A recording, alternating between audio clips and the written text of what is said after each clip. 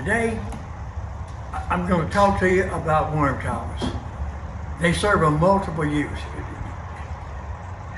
You put that in your garden and put your compost in it and your table scraps, and the worms come in and out. They'll come in and eat and go back out in your garden. And what you're doing is you're making your own compost in your garden. You can use the pipe with the hose, which you can buy, or you can take a bucket like this with hose. Put it, sink it in the ground, throw your table scraps inside, close it back, and the worms will go in and out. Not only do you feed the worms, and you have a worm farm in your garden, it will put compost in your garden and worm castings. Also, deep roots. Water, keep it down. The water goes down here, and the roots go down to the water.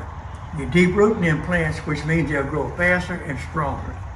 You can use the bucket, you can use the pipe, you can take anything like this, knock holes in it with a drill, it don't matter. Cut slits, because worms can get through little bitty slits. Yeah, they can. And you can sink this. The trick is, you need to cover it. In other words, once it's in the ground, lay something over it. Might be a piece of towel. Cut you a piece of cardboard and drop it down. The worms eat the cardboard too.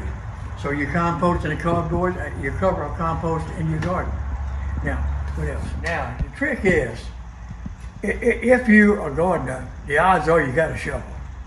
So you might want to use the shovel to dig the hole. You might want to use your little garden trowel to dig the hole. Or you might want to use the post hole digger to dig your hole. The hole itself shouldn't be the biggest problem. Or finding the material, really. Because I have pipe all up in here, and I'll make them pretty regular sometimes. Okay, come on, baby, let's go look at the garden. Okay. Years ago, when I first set this bed up, this was my worm towers. 4 of them. See the holes in them for the worms to go in and out. Okay. So then I set up automatic waterer. Well, I needed something to hold up the frame. So what did I do? Like any redneck, I poured concrete and set this on top of it. So that now, this is the waterer. That supports the water. But now my worm towers over here, I have them all through my blueberries. I have these down in there. I got 3 in this particular bed. I have 2 in that short bed. I drop kitchen scraps, eggshells, coffee grounds. I just drop it down in there and wet it down, keep it wet. And your worms will come in, eat, come back out. They are actually making little tunnels for the water to penetrate. And it keeps it hydrated, and the more worm poop they put in there, the more it retains moisture. It's like peat moss. It retains moisture. So you'll wind up with a mighty fine bed over a period of time.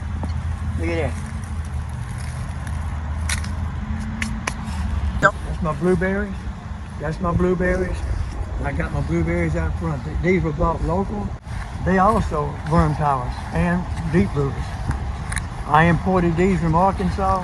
I imported it, they were given to me. And I brought them here. There's my worm towers. And well, worm towers and deep rooting for the water. Blueberries don't like staying in water, but they like moisture. So that's why you see those. I don't water the plants. I come here and I fill those pipes up. And I'll keep filling them up until the water stops and stays up. And I leave. And over a period of 3 or 4 days, it just eases right on down in the ground.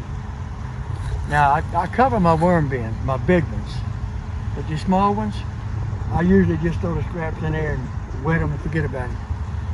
And the worms love it. Thank you for watching. Like, comment, and subscribe. And one more detail before I go. I'm fixing to do a video on the towers and prepping your garden. You need to prep it now. Even if you don't plant next year, prep it. Wait 2 or 3 years and plant, and your ground's in great shape. Prep it.